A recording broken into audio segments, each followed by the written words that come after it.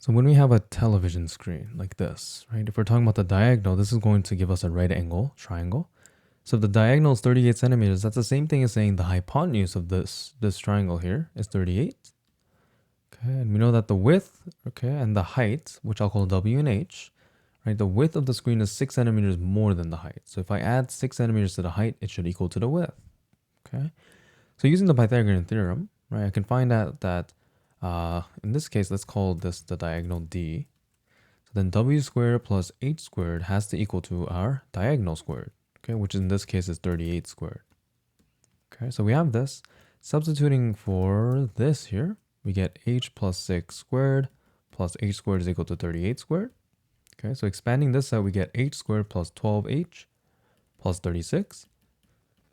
Okay, and grouping everything together and bringing this to the other side, I get 2H squared plus 12H. And subtracting 36 and 38 squared, you get minus 1408.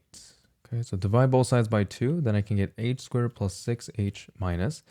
This is going to be 704. And because you cannot factor this, you need to use the quadratic formula. Okay, so A is 1, B is 6, and C is minus 704. Right, so then the H value is going to be minus 6 plus or minus square root of 6 squared minus 4 times 1 times minus 704 all over 2 times 1. Okay, so that'll give you approximately these values. And obviously you cannot have a negative height. Okay, so plugging this back in, we know that the height is going to be 23.7 centimeters and the width must be then 23.7 plus 6. Okay, so that'll be 29.7 centimeters.